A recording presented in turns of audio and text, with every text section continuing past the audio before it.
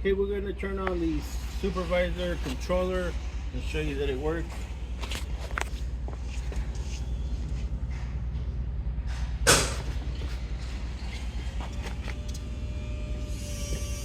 This is the Supervisor 2, and right now it's booting up. It runs the whole compressor, and if you press the E-stop, it'll show E-stop, and you can't start it with that. And then so you gotta release the E-stop, and then you have to reset it. And then once you reset it, you can start it.